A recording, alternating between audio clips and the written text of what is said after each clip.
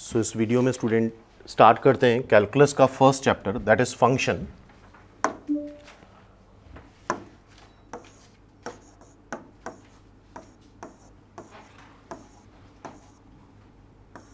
और इस वीडियो में फंक्शन की डेफिनेशन और उससे रिलेटेड जितने भी टाइप के क्वेश्चंस हो सकते हैं वो सारे इंक्लूड करें।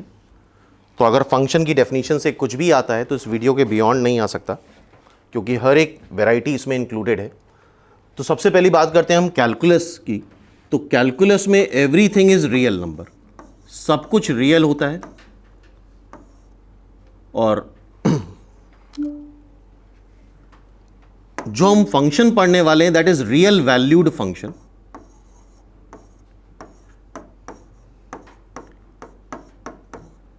मतलब यहां पे जो भी वैल्यू रखी जाएगी और जो भी वैल्यू आएगी एवरीथिंग इज रियल, सब कुछ रियल होगा।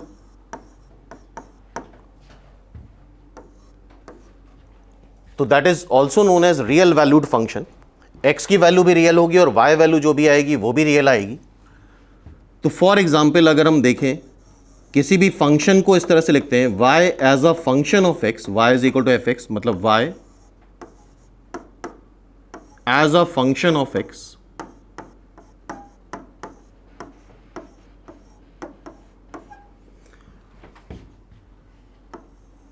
ये एक फंक्शन हो गया और इसको किसी भी एग्जाम्पल से रिप्रेजेंट कर सकते हो। For example y is equal to x plus one लिख दो,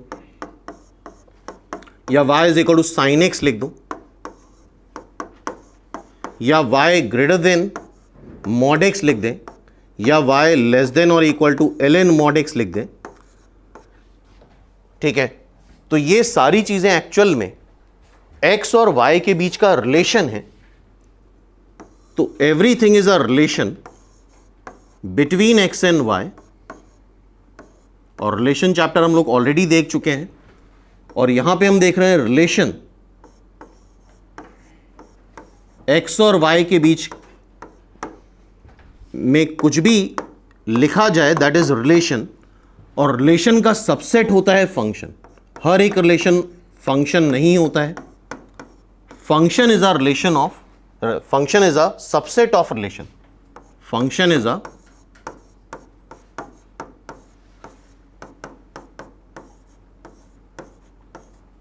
सबसेट ऑफ रिलेशन।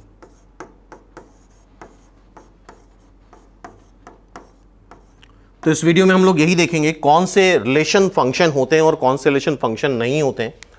तो इन जनरल बेसिकली हम बोलते हैं इसको फंक्शन है, बट एक्स और वाई के बीच में कुछ भी लिखा जाए, कोई जरूरी नहीं कि इक्वलिटी बनी हो, ग्रेटर देन हो सकता है, लेस देन इक्वल टू हो सकता है, एवरीथिंग इज अ रिलेशन।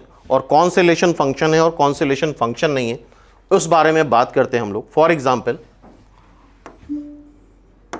एक रिलेशन लेते हैं हम लोग y is equal to x plus one. अब यहां पे तुम x की वैल्यू कुछ भी रख सकते हो, लाइक x को रख दो 0 तो y आ जाएगा 1। x को रख दो 1 तो y आएगा 2। x को रख दें 3 तो y आएगा, सॉरी 2 रख दें तो y आएगा 3 एंड सो ऑन। x को तुम अपनी मर्जी से कुछ भी रख सकते हो, x को रख दें, y करस्पॉन्डिंग वैल्यू लेगा। ठीक है, x भी रियल होगा, y भी रियल होगा, बिकॉज यहां पे x और y जितने भी होते हैं सब कुछ रियल वैल्यूड होते हैं। अब इसके नाम चेक करते हैं। x को तुम अपनी मर्जी से कुछ भी रख सकते हो, 100 रख दोगे तो 101 आ जाएगा। तो इस वजह से x को हम बोलते हैं इंडिपेंडेंट वेरिएबल।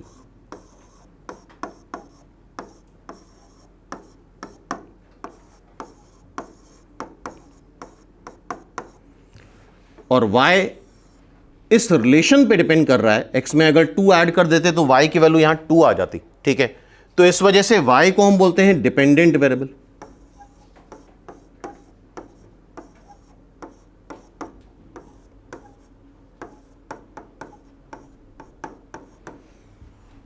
क्लियर है? तो x को हम बोलते हैं इंडिपेंडेंट वेरिएबल, x की वैल्यू तुम अपनी मर्जी से कुछ भी रख सकते हो। और y को बोलते हैं डिपेंडेंट वेरिएबल। इसके अलावा एक्स को हम इनपुट भी बोलते हैं, एक्स वैल्यू को हम इनपुट बोल सकते हैं, और वाई वैल्यूज को हम आउटपुट बोलते हैं। ठीक है, तो x की डिफरेंट वैल्यूज रखते जा रहे हैं, करस्पॉन्डिंगली हमें y की डिफरेंट वैल्यूज मिलती जा रही हैं, और y वैल्यू डिपेंड कर रही है इस रिलेशन पे। इनिशियली हम इसको रिलेशन बोल रहे हैं, धीरे धीरे चल के इसको हम खुद ही फंक्शन बोलना चालू कर देंगे। बट x और y इंडिपेंडेंट वेरिएबल और डिपेंडेंट वेरिएबल के बीच में कुछ भी लिखा जाए उसको हम रिलेशन बोलते हैं। तो ये एक रिलेशन हो गया y is equal to x plus one, y is equal to f x, जो कि आ रहा है x प्लस वन। अब ध्यान से देखो, फंक्शन चैप्टर में या कैलकुलस में इसके साथ इस तरह से लिखा जाता है, f इज सच दैट, दो डॉट का मतलब होता है सच दैट,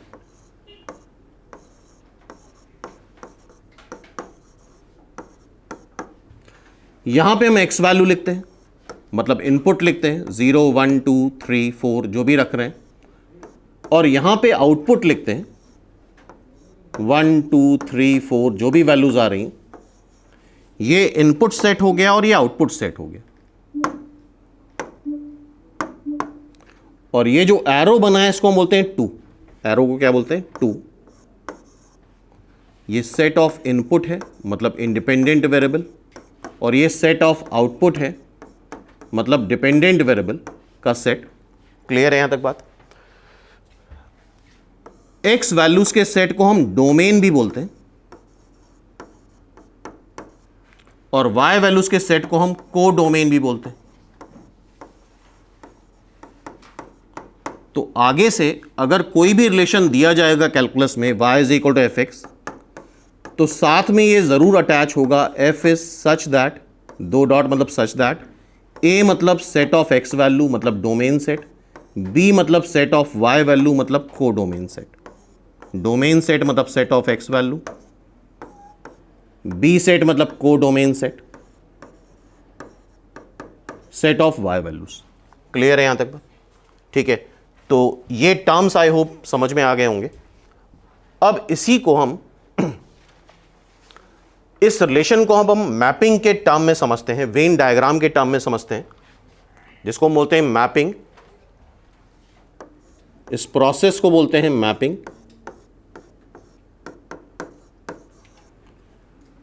या करस्पॉन्डेंस भी इस प्रोसेस को बोलते हैं।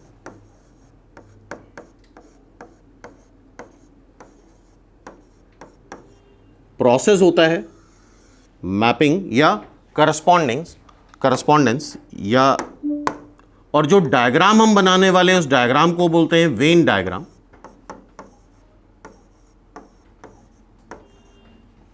फॉर एग्जाम्पल एक रिलेशन लेते हैं हम लोग, y is equal to x plus 2,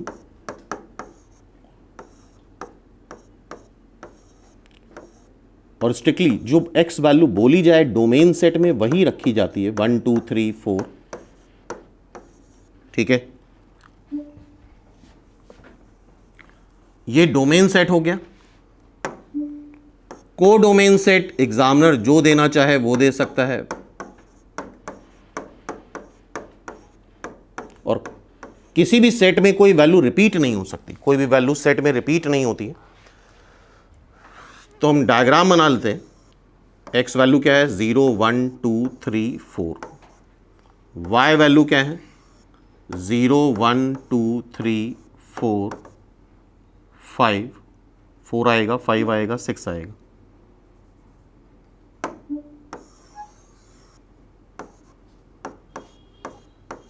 ठीक है,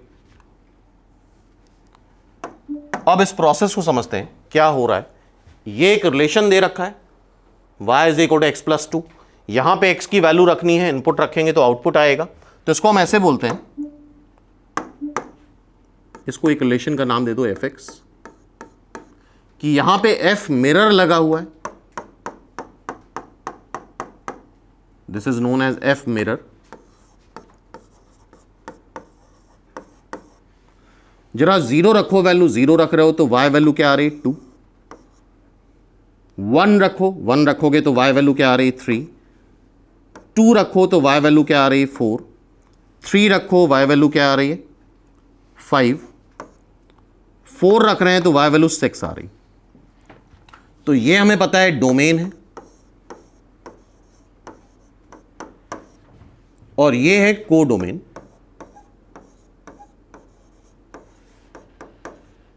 ठीक है, हर एक x वैल्यू रखना जरूरी है जितना भी डोमेन में दे रखा होगा। y वैल्यू यहां पे छूट जाती है तो छूट सकती हैं।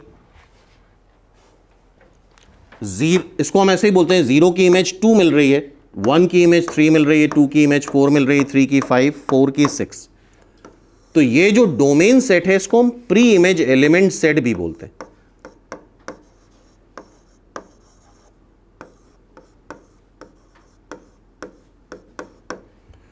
और चूंकि ये सारी इमेजेस हैं तो कोडोमेन सेट को हम इमेज एलिमेंट्स भी बोल देते हैं, इमेज एलिमेंट सेट या इमेज एलिमेंट।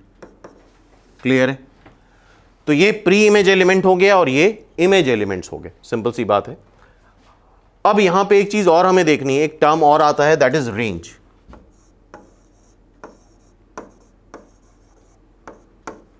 रेंज वो होता है जिन इमेज के करस्पॉन्डिंग प्री इमेज है, मतलब जो फंक्शन वैल्यू ले रहा है, फंक्शन कौन कौन सी वैल्यू ले रहा है, इन एक्स के करस्पॉन्डिंग 2 वैल्यू ले रहा है, 3 ले रहा है, 4 ले रहा है, 5 ले रहा है, 6 ले रहा है। तो जो फंक्शन वैल्यू अचीव करता है वो रेंज सेट होता है। कोडोमेन हमेशा गिवन होगा, एग्जामिनर देगा, रेंज हम कैलकुलेट कर सकते हैं फंक्शन में वैल्यू रख करके। तो आई होप ये टर्म समझ में आए होंगे। एक्स वैल्यूज के सेट को हम क्या क्या बोल सकते हैं, एक्स वैल्यूज के सेट को हम इंडिपेंडेंट वेरिएबल बोल सकते हैं, इनपुट बोल सकते हैं, डोमेन बोल सकते हैं और प्री इमेज एलिमेंट। और वाई वैल्यूज के सेट को हम क्या क्या बोल रहे हैं, डिपेंडेंट वेरिएबल, आउटपुट या कोडोमेन या फिर इमेज एलिमेंट्स। क्लियर है? तो ये तो टर्म्स हो गए। अब हम मेन चीज देखने वाले हैं कि कौन से रिलेशन फंक्शन होते हैं, कौन से रिलेशन फंक्शन नहीं होते हैं। तो relation is the universal set, x और वाई के बीच का कुछ भी लिख दें वो एक रिलेशन हो जाएगा। बट हर एक रिलेशन फंक्शन नहीं होता है। Function is a subset of relation, function is a subset of relation. तो function is a subset of relation, ये चीज याद रहेगी। तो मेन मुद्दा क्या है आज का, कौन से रिलेशन फंक्शन होते हैं और कौन से रिलेशन फंक्शन नहीं होते हैं। तो वो चीज वन बाय वन हम वेन डायग्राम की हेल्प से समझ सकते हैं। बड़ा सिंपल सा कंसेप्ट है। सपोज कर लो यहां पे a b c d x values है, 1 2 3 4 5 वाई वैल्यूज हैं। तो हर एक एक्स वैल्यू के करस्पॉन्डिंग अगर डिफरेंट डिफरेंट वाई मिल रहा है 3 4, तो इस तरह के रिलेशन को फंक्शन बोलेंगे। हर एक एक्स के करस्पॉन्डिंग एक डिफरेंट वाई मिल रहा है तो ये रिलेशन फंक्शन है, सिंपल सी बात है। दूसरा, और अभी काफी सारे एग्जांपल्स इस पे देखेंगे तो और भी बातें क्लियर होंगी। और कोडोमेन में वाई वैल्यू छूट रही है तो छूटने दो, कोई टेंशन वाली बात नहीं है। 1 2 3 4 5 कई सारी एक्स वैल्यू के लिए अगर सेम वाई वैल्यू आ रही है तो भी कोई प्रॉब्लम नहीं है। इस तरह का रिलेशन भी फंक्शन होगा। कई एक्स के लिए सेम वाई वैल्यू आ जाए, इवन डी की भी 1 इमेज आ जाए तो भी कोई प्रॉब्लम नहीं है। हर एक की कोई ना कोई इमेज आना जरूरी है। तो ये भी फंक्शन है, ये रिलेशन फंक्शन है, ये रिलेशन फंक्शन है। अब देखते हैं कौन सा रिलेशन फंक्शन नहीं है।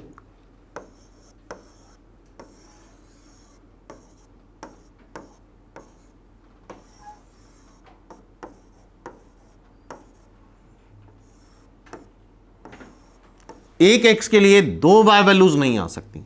एक एक्स के लिए 2 एक्स के लिए सेम वाई वैल्यू आ सकती। एक एक्स के लिए 2 वाई वैल्यू नहीं आ सकती, या 2 से ज्यादा नहीं आ सकती, या 1 से ज्यादा नहीं आ सकती। तो अगर ऐसा रिलेशन बन रहा है तो ये फंक्शन नहीं है, this is not a function.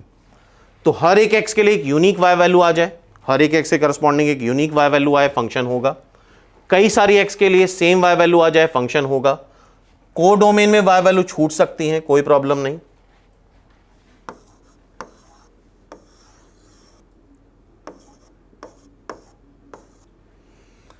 एक एक्स के लिए एक ही वाई वैल्यू आएगी, एक एक्स के लिए 2 या 3 वाई वैल्यू नहीं आ सकती।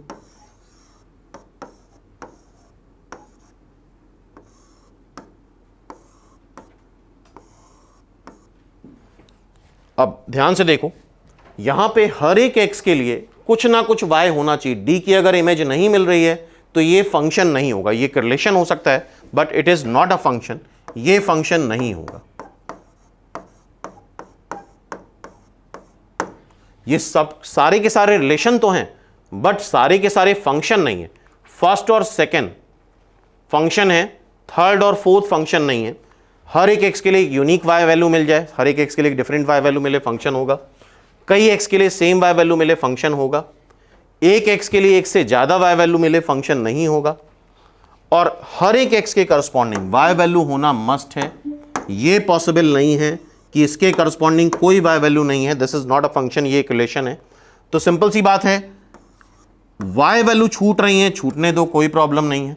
लेकिन एक्स वैल्यू छूट गई तो ये फंक्शन नहीं होगा। आई होप यहां तक बात समझ में आई होगी, कौन से रिलेशन फंक्शन होते हैं और कौन से रिलेशन फंक्शन नहीं होते। क्लियर है? तो अब देखते हैं आगे कुछ एग्जाम्पल के थ्रू। सिंपल से एग्जाम्पल हैं, बहुत ध्यान से देखो, और सारे टाइप के एग्जाम्पल इसमें हमने कलेक्ट कर रखे हैं, उसके बियॉन्ड कुछ भी नहीं होगा। अगर पूछा जाता है ए सेट दे रखा है 1 2 3 4, बी सेट 1 5 9 11 15 16, ये एक रिलेशन दे रखा है। अगर कुछ नहीं मेंशन है तो तुम उसको रिलेशन बोलोगे। पूछा गया है f is a relation from A to B, मतलब रिलेशन हमें ए टू बी बनाना है। ए टू बी अलग रिलेशन बनता है, बी टू ए अलग रिलेशन बनता है। और ये सारी बातें प्रीवियस वीडियो रिलेशन वाले में हमने चेक करी थी। अब आई थिंक तुम यहां पे डायग्राम बना लो तो क्लियरली दिख जाएगा। 1 2 3 4, 1 5 9 11 15 16,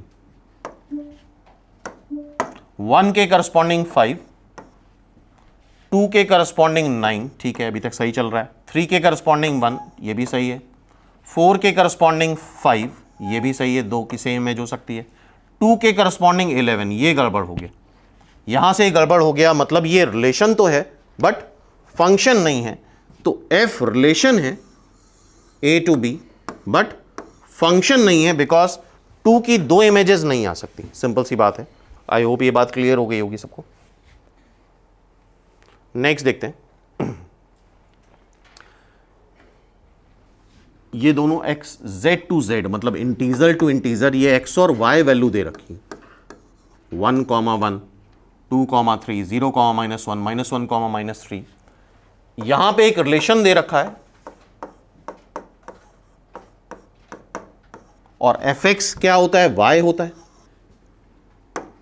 और हमें क्या बताना है, some integer A and B. A और बी इंटीजर है तो क्लियरली देखो, एक्स को 1 रखो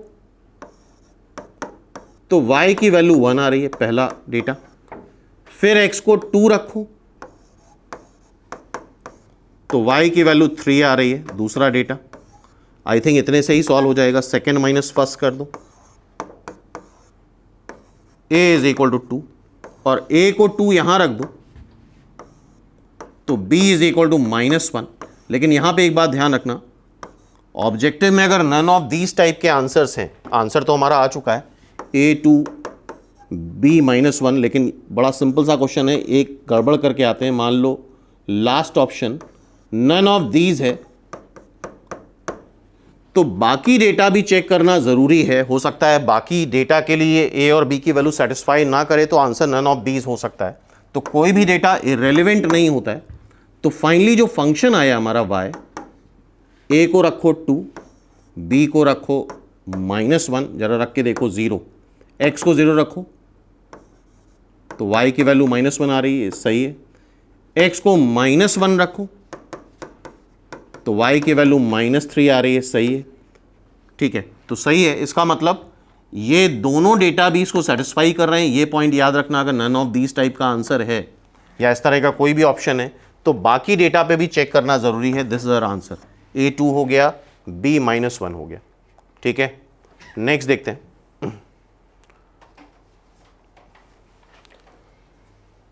रिलेशन दे रखा है f is defined from F x, x square है अगर x 0 से 3 है, 3x है अगर x 3 से 10 है। शो करना है f जो रिलेशन है वो फंक्शन है कि नहीं है। तो देखते हैं यहां पे, अगर थोड़ा सा ग्राफिकल नॉलेज हो तुम लोगों को, तो y is equal to x square का ग्राफ कुछ ऐसे बनता है, फिर y is equal to 3x का ग्राफ कुछ ऐसे बनता है, this the y is equal to 3x। Graphically बना ले तो थोड़ा सा और आसान हो जाता है। देखो कैसे ग्राफ बना रहे हैं, स्ट्रिक्टली 0 से 3 के बीच में y is equal to x square है। 0 से 3 मतलब इतना ग्राफ हम लें 0 से 3 तक का, 3 रखोगे एक्स स्क्वायर में तो 9 आएगा, इतना ग्राफ हमें लेना है।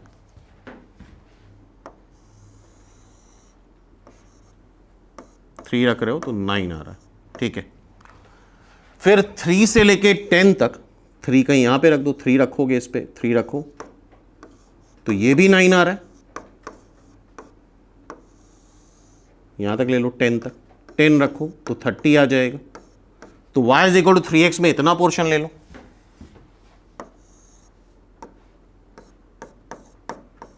और आई थिंक यहां पे तुम लोग ग्राफिकली चेक कर सकते हो,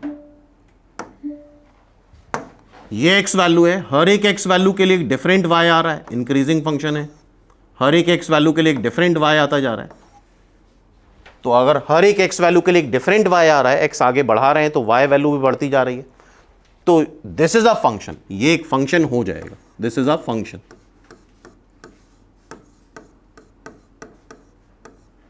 ठीक है।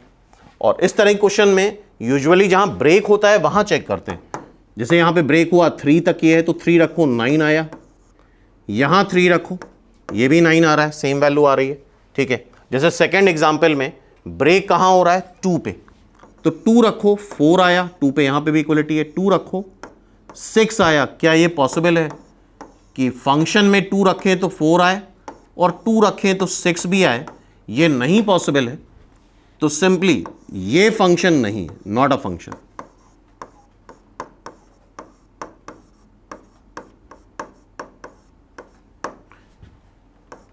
ये फंक्शन नहीं होगा बिकॉज 2 पे 2 y वैल्यूज आ रही हैं, तो फर्स्ट वाला फंक्शन है, सेकेंड वाला फंक्शन नहीं है। तो ऐसे अगर एग्जाम्पल आते हैं तो जहां ब्रेक हो रहा है वहां पे डायरेक्टली एक बार वैल्यू रख के देख लो, हो सकता है वहीं पे वो डिससेटिस्फाई करे। क्लियर है? तो आई होप ये समझ में आ गया होगा। f फंक्शन है, g फंक्शन नहीं। नेक्स्ट देखो जरा, ध्यान से पढ़ो, अच्छा एग्जाम्पल है ये। f be a subset of z cross z, ये बात हमने रिलेशन में डिस्कस करी थी, z cross z, z is integer, integer to integer, domain भी इंटीजर है और को डोमेन भी इंटीजर है। और वो डिफाइंड कैसे है? अगर इस तरह से फंक्शन लिखा हुआ है तो ध्यान रखना, पहली x वैल्यू है, दूसरी y वैल्यू है। कैसे डिफाइंड है? x वैल्यू a b है, y value a plus b आ रही है। ठीक है। a और b इंटीजर है। Is f function from z to z, पूछा गया है क्या f फंक्शन है या रिलेशन है? तो ऐसे केस में हमें डिस्प्रूव करना होता है, ये x वैल्यू है, ये y वैल्यू है। इसका मतलब फंक्शन में अगर x वैल्यू a b रखोगे तो y value a plus b आएगी। तो ऐसे केस में हमें डिस्प्रूव करने पे फोकस करना है। तो देखते हैं कैसे वैल्यू ले रहे हैं। सपोज कर लो a को रखो 2,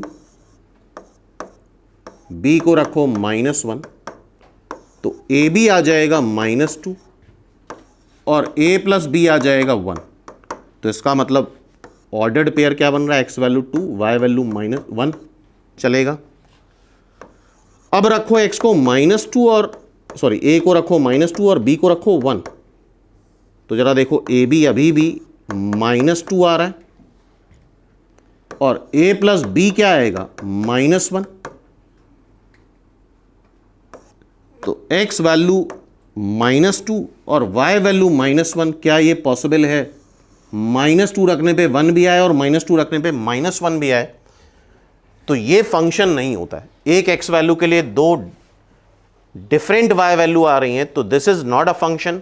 तो ये फंक्शन नहीं होगा। और इस तरह की तुम कोई भी एग्जाम्पल रख सकते हो, एक पॉजिटिव रख लो, कोई भी पॉजिटिव इंटीजर नेचुरल नंबर, और दूसरा -1 रख दो और उसको पलट दो। समझ में आ रही बात? ए को -1 और बी को वो नेचुरल नंबर रख दो, पलट दो, तो हमेशा ये डिस्प्रूव हो जाएगा। क्लियर है बात? क्योंकि मल्टीप्लाई करने पे -n ही आएगा, लेकिन ऐड करोगे तो वैल्यू डिफरेंट डिफरेंट आ जाएंगे। ठीक है बात? क्लियर है? या उल्टा कर दिया है, ये n -1 और ये +1 -n, इस तरह से करना था। ठीक है? तो इस तरह का कोई भी एग्जाम्पल रखो, 3 -1 -3 1, तो ये एग्जाम्पल हमेशा डिस्प्रूव हो जाएगा। क्लियर है? I hope. ठीक है, नेक्स्ट देखते हैं। ए सेट दे रखा है 1 2 3, बी सेट दे रखा है 2 3 4। Which of the following is a subset of A cross B. Basically ये हमें समझना होगा, ये एक्स वैल्यू, ये वाई वैल्यू है। 1 रखने पे 2 इमेज आ रही है, चलेगा। 2 रखने पे 3 आ रही है, चलेगा। 3 रखने पे 4 आ रही है, चलेगा। तो ये फंक्शन है। क्लियर है? यहां पे देखो, 1 रखने पे 2 आ रही है सेकेंड वाले में, 1 रखने पे 3 आ रही है, यहीं गड़बड़ हो गया।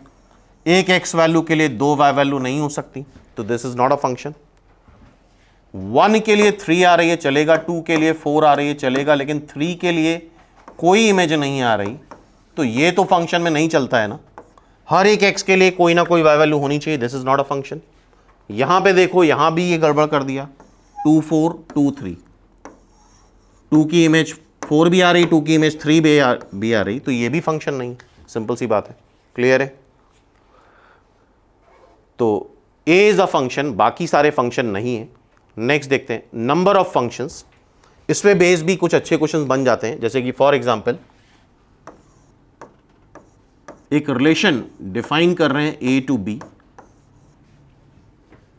और ये बात हम ऑलरेडी कर चुके हैं। नंबर ऑफ रिलेशन जो होते हैं,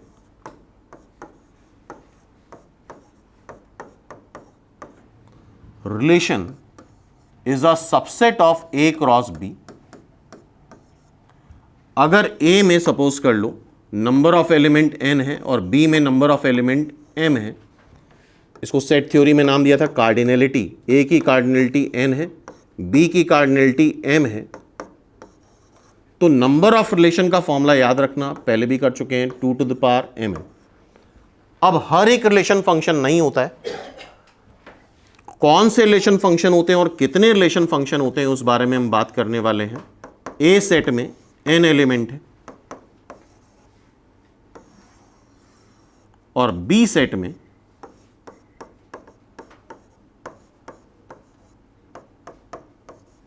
m एलिमेंट्स है। ठीक है? हमें यहां पे नंबर ऑफ फंक्शंस बताने हैं।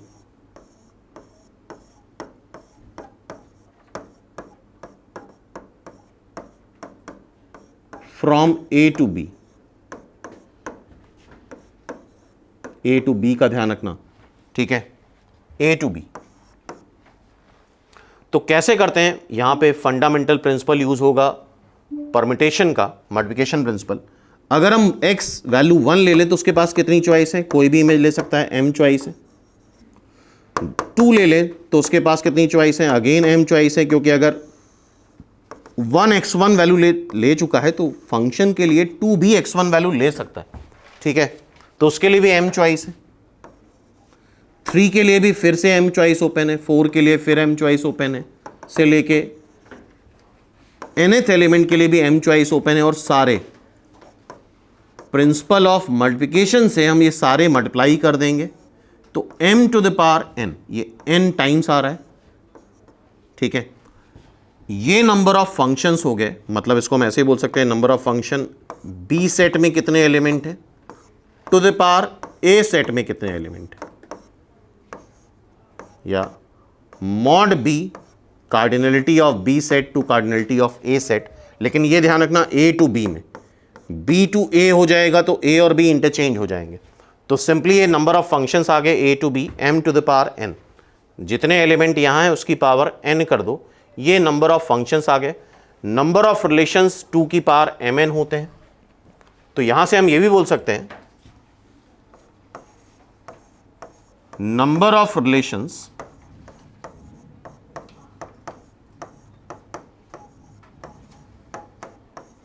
विच आर नॉट फंक्शन, जो कि फंक्शन नहीं है, तो क्या कर दें, सीधे नंबर ऑफ रिलेशन से नंबर ऑफ फंक्शन सब्ट्रैक्ट कर दें, तो वो रिलेशन आ जाएंगे जो कि फंक्शन नहीं होंगे। तो आई होप ये फॉर्मूला सबको क्लियर हो गया। ठीक है, अब देखते हैं आगे। सिंपल से क्वेश्चन है, ए में 3 एलिमेंट दे रखे हैं, बी में 2 एलिमेंट दे रखे हैं, number of functions that can be defined from A to B, A to B है, तो कितने फंक्शन हो जाएंगे, 2 का क्यूब, 2 का क्यूब मतलब 8, 8 इज द आंसर, सिंपल, काम खत्म। क्लियर है। नेक्स्ट देखो, a set having 10 distinct element, then the total number of distinct function from A to A है, तो ए में भी 10 एलिमेंट, फिर ए में भी 10 एलिमेंट, तो नंबर ऑफ फंक्शन क्या हो जाएंगे, 10 to the power 10, B is the answer, खत्म। नेक्स्ट क्वेश्चन देखते हैं, P में 3 एलिमेंट हैं, Q में 2 एलिमेंट हैं, then the total number of relation from P to Q which are not function. तो अभी देखा था which are not function two to the power mn minus m to the power n, तो कैसे निकालोगे, n ये हो गया, m ये हो गया, तो 2 की पावर 3 इंटू 2 माइनस 2 का क्यूब इज द फंक्शन, सो 2 की पावर 6 माइनस 2 क्यूब, यह आ जाएगा 64 माइनस 8 विच इज 56। तो ये कैटेगरी क्लियर हो गई, कितने रिलेशन होंगे, कितने फंक्शन होंगे। अगर इस टाइप का क्वेश्चन आता है तो आई होप हम लोग डील कर सकते हैं। ठीक है, अब आगे बढ़ते हैं, थोड़े और डिफरेंट टाइप के क्वेश्चंस देखते हैं जो इसमें बन सकते हैं। ए सेट दे रखा है 9, 10, 11, 12, 13, let F is such that A to N, मतलब इसका को डोमेन आउटपुट नेचुरल नंबर है, be defined as F N is equal to highest prime factor of N, मतलब यहां पे जो भी रखोगे, लाइक एन को रखो 9, तो 9 का क्या हाईएस्ट प्राइम फैक्टर बता सकते हो, 3 इंटू 3, 3 इंटू 3 मतलब 3 ही इसका हाईएस्ट प्राइम फैक्टर बनेगा, 3 इज अ प्राइम नंबर। 10 रखो तो 2 into 5, 5 is the highest prime number, 2 और 5 दोनों ही प्राइम है, but 5 is the highest prime number. फिर 11, 11 is itself a prime number, 11 into 1 11 आ जाएगा। 12, 3 इंटू 4, 2 इंटू 2 इंटू 3 मतलब 3। 13, 13 is itself a prime number, तो 1 into 13, 13 आ जाएगा। हमसे रेंज पूछी गई है, तो रेंज मतलब क्या क्या वाई वैल्यू फंक्शन ले रहा है। 3 रिपीट है, वैल्यू कोई भी रिपीट नहीं करी जाती है सेट में, range is also a set, तो रेंज हो जाएगा 3, 5, 11, 13। तो ये बात बहुत इंपॉर्टेंट है, कोई भी वैल्यू सेट में रिपीट नहीं होती, 3 को 2 बार नहीं लिखोगे, एक ही बार लिखोगे। So this is our range, function जो वैल्यू अचीव करता है वो हमारी रेंज हो जाती। ठीक है, next, find the domain and range of function. इस फंक्शन की डोमेन और इस फंक्शन की रेंज निकालनी है। तो ठीक है, डोमेन, डोमेन मतलब ये जो वैल्यू यहां दे रखी है इन सब का यूनियन कर लो।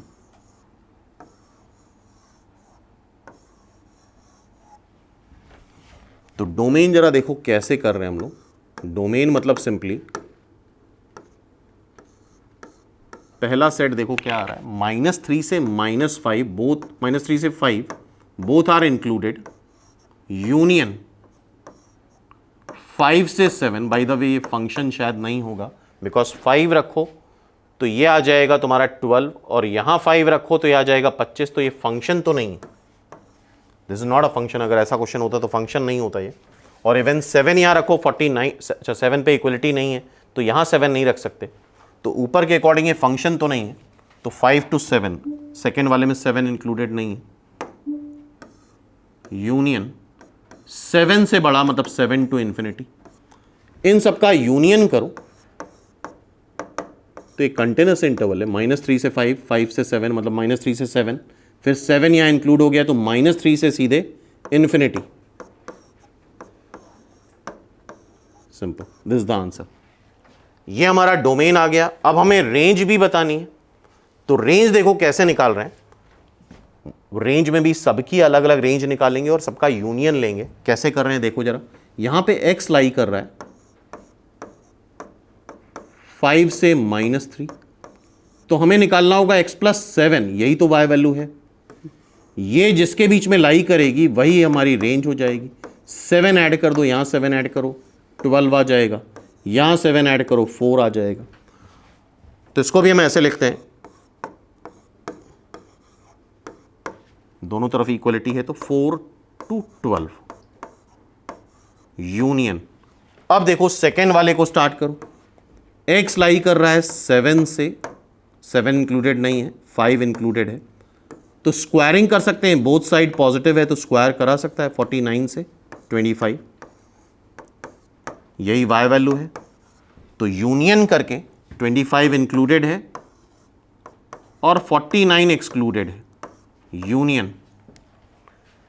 अब क्या है, x 7 से बड़ा है, -2 से मल्टीप्लाई कर लो, माइनस से मल्टीप्लाई करने पे इनइक्वलिटी रिवर्स हो जाती है, ठीक है। 6 ऐड कर दो, 6 - 14 -8 x, ठीक है।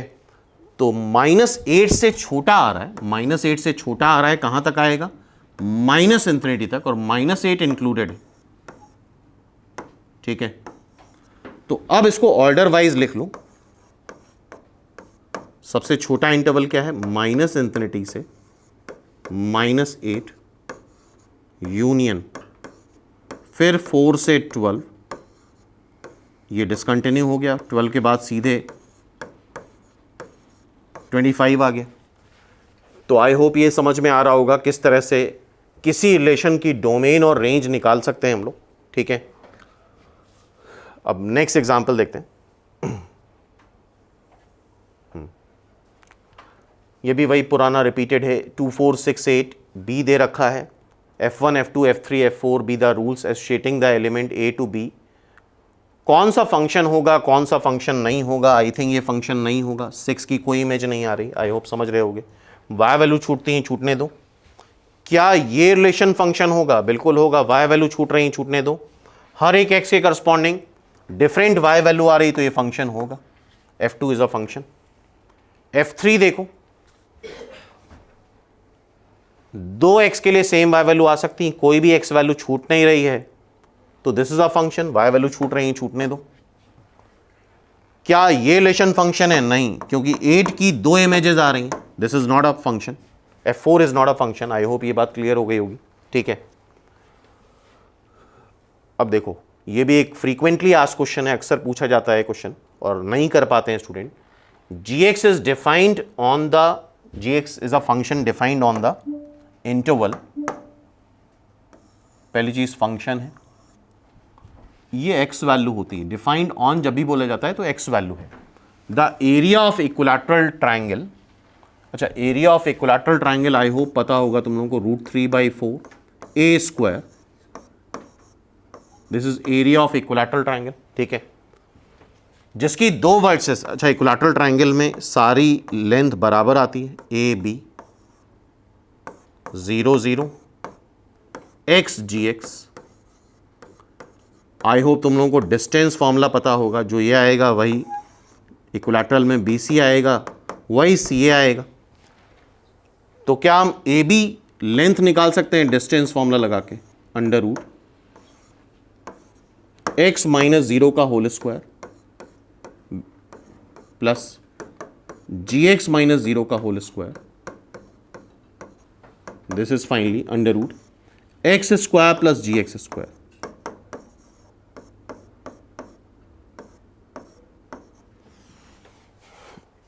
ए लेंथ आ गई हमारे पास। अब फिर से क्वेश्चन पे आते हैं।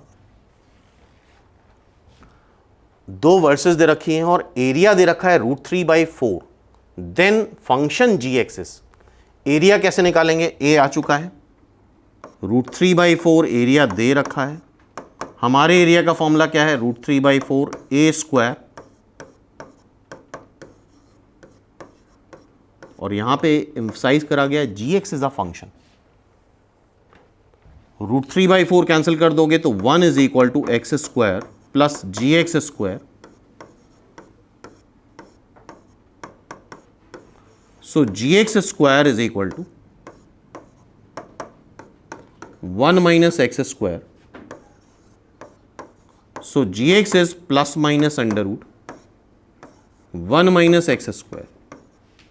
अब यहां यही मेन क्वेश्चन है, gx आ रहा है प्लस माइनस √1 माइनस x²। इस बात को ध्यान समझना और आगे भी ध्यान रखना, x यहां पे 1 से -1 कुछ भी हो सकता है। gx अगर फंक्शन है तो जरा यहां पे x की वैल्यू 0 रखो, g0। x को 0 रखोगे तो ये +-1 आ जाएगा। क्या ये पॉसिबल है कि x की वैल्यू 0 रखने पे 1 भी इमेज आए और -1 भी इमेज आए? अगर तुमने प्लस माइनस लगा दिया है तो अब ये फंक्शन नहीं है, बिकॉज x को तुम कुछ भी रखो, लाइक 1/2 रखो तो +-1/√2 आएगा। एक x के लिए 2 वैल्यू आएंगी, तो gx का आंसर +-√1 माइनस x² नहीं होगा, बिकॉज gx फंक्शन है। तो ये आंसर नहीं है, ये अक्सर मिस करते हैं लोग। जैसे ही आंसर आता है तुरंत फर्स्ट टिक करके आते हैं। हाँ, इंडिविजुअली हम टिक कर सकते हैं, आइदर तुम प्लस लिख दो या तुम माइनस लिख दो, ये चल जाएगा। B and C both are correct, लेकिन प्लस माइनस, क्योंकि पहला ही आंसर प्लस माइनस मिल जाता है तो फटाक से फर्स्ट ऑप्शन टिक कराते हैं, तो ये काम नहीं करना है।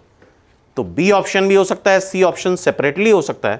प्लस माइनस में चूंकि यहां पे एक एक्स रखने पे 2 वाई वैल्यू मिल रही हैं, तो प्लस माइनस आंसर नहीं आएगा।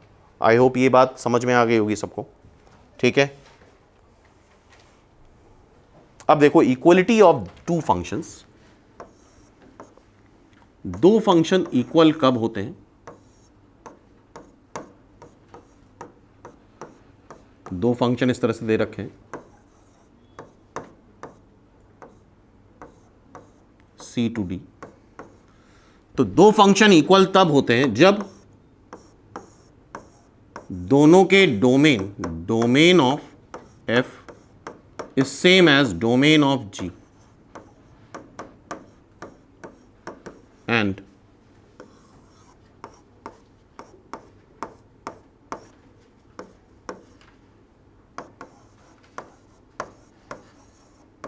range of f is same as range of G। तो अगर 2 फंक्शंस के डोमेन इक्वल तभी होंगे, और ज्यादातर प्रायोरिटी इस पॉइंट की रहती है, इस पे बेस ज्यादा क्वेश्चन आते हैं। डोमेन पूछा जाता है कब इक्वल होगा, ठीक है, कब 2 फंक्शन किस x वैल्यू के लिए 2 फंक्शन इक्वल आएंगे। फॉर एग्जाम्पल, एक एग्जाम्पल के तौर पे समझते हैं हम लोग।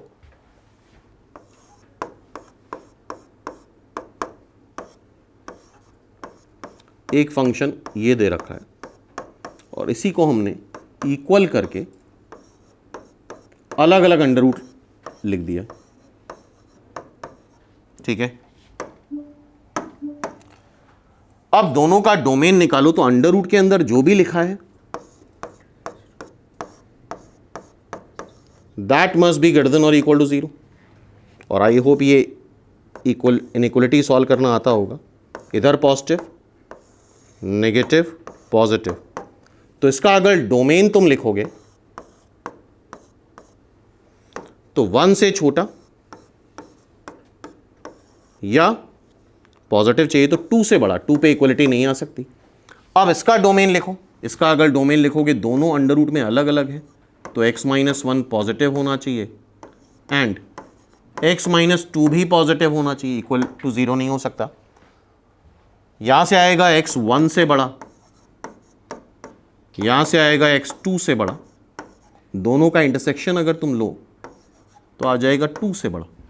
इसका डोमेन अलग आ रहा है, मान लो G है ये, इसका डोमेन अलग आ रहा है।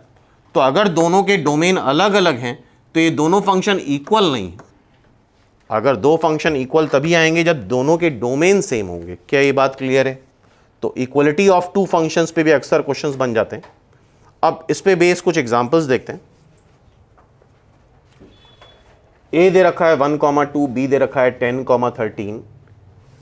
एफ फंक्शन है ए टू बी x² + 9। जरा 1 रखो, यहां पे 1 रखो तो क्या आ रहा है? 10 आ रहा है। और 2 रखो जरा यहां पे तो 13 आ रहा है। ठीक है, gx में जरा 1 रखो, gx में 1 रखो, दोनों के डोमेन तो सेम ही आ रहे हैं। 1 रखो 10 आएगा, 2 रखो 13 आएगा। तो आई होप क्लियरली दिख रहा होगा डोमेन तो क्लियरली दे रखा है, ये सच दैट होगा, सेम है। रेंज भी सेम आ रही है, डोमेन भी सेम आ रही है। It means f is equal to g। ठीक है, कुछ और क्वेश्चंस देख लेते हैं। फाइंड व्हाट इक्वल फंक्शन को हम आइडेंटिकल फंक्शन ही बोलते हैं। For what value of x the following function be identical. इसका अगर तुम्हें डोमेन निकालना है तो इसको भी पॉजिटिव करना पड़ेगा एंड इसको भी पॉजिटिव करना पड़ेगा। तो इसको तुम ऐसे लिखोगे, ये भी पॉजिटिव एंड ये भी पॉजिटिव, मतलब x 1 से बड़ा एंड x 2 से बड़ा। तो ओवरऑल आ जाएगा x 2 से बड़ा। ये डोमेन आ गया f का।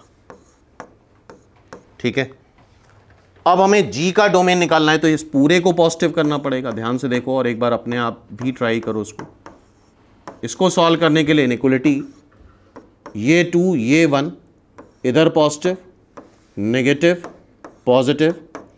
हमें चाहिए कैसा? पॉजिटिव चाहिए। तो 1 से छोटा हो या 2 से बड़ा हो। ये g का डोमेन आ गया। लेकिन क्वेश्चन में क्या बोला गया है? हमें x वैल्यू बतानी जिसके लिए दोनों फंक्शन आइडेंटिकल हो, तो कॉमन डोमेन ढूंढना पड़ेगा हमें जो दोनों में कॉमन है। आई होप दिख रहा है, 2 से बड़ा और 2 से बड़ा, ये दोनों में कॉमन है। तो फाइनली अगर 2 से बड़ा हो जाए, x 2 से बड़ा हो जाए तो f और g बराबर है। आई होप ये बात क्लियर हो गई होगी। x 2 से बड़ा हो जाए तो f और g बराबर है। अगर x 2 से छोटा है, 1 से छोटा है x, तो ये दोनों अनइक्वल फंक्शन है। नेक्स्ट देखो। अच्छा, log का डोमेन हमें पता है, log x बेस a है। So x is positive, base is positive, base is not equal to 1। f के बारे में सॉल्व करो जरा। यहां पे अगर देखा जाए तो e तो पॉजिटिव होता ही है, बेस पॉजिटिव होना चाहिए और बेस 1 नहीं होना चाहिए अकॉर्डिंग टू डोमेन। तो f आ जाएगा, x पॉजिटिव है 0 से इन्फिनिटी लेकिन 1 नहीं है, या इसको ऐसे भी बोल सकते हो, x है 0 से 1 यूनियन 1 से इन्फिनिटी। ठीक है, अब इसको देखो, इसका अगर हमें डोमेन निकालना है तो सबसे पहली चीज x पॉजिटिव होना चाहिए जिसका लॉग ले रहे हैं। दूसरी चीज डिनोमिनेटर 0 नहीं होना चाहिए, log x बेस e 0 नहीं होना चाहिए। और log की वैल्यू 0 तब आती है जब x 1 होता है। तो आई होप दोनों सेम ही आ रहे हैं, x पॉजिटिव हो x 1 ना हो, तो दोनों सेम आ रहे हैं, मतलब यही डोमेन है, x वैल्यू है जिसके लिए fx और gx बराबर है। क्लियर है बात? आई होप समझ में आ रहा होगा। डोमेन दोनों का निकाल लिया और इक्वेट कर दिया जिसमें दोनों कॉमन आ जाएं, बराबर आ जाएं। ठीक है, नेक्स्ट एग्जांपल ये देखो। हमें ये पता होना चाहिए साइन इनवर्स x में भी x लाई करता है 1 से -1, कॉस इनवर्स x में भी x लाई करता है बिटवीन 1 से -1। इसका डोमेन निकालोगे तो यहां भी x लाई करेगा 1 से -1 और यहां भी x लाई करेगा 1 से -1। तो इट मींस दोनों के डोमेन सेम आ रहे हैं। रेंज हम नहीं निकाल रहे क्योंकि सिर्फ एक्स वैल्यू पूछी गई, तो एफ और जी सेम है, डोमेन क्या है -1 से 1। तो आई होप ये टाइप तुम लोगों को समझ में आ गया होगा। तो यहां पे डेफिनेशन ऑफ फंक्शन हमने डिस्कस कर लिया और equality of two function discuss कर लिया। अब नेक्स्ट वीडियो में हम लोग फंक्शन रिलेशन के जितने भी कैटेगरी के क्वेश्चंस बन सकते हैं वो सारे डिस्कस करेंगे। तो फिर मिलते हैं नेक्स्ट वीडियो में।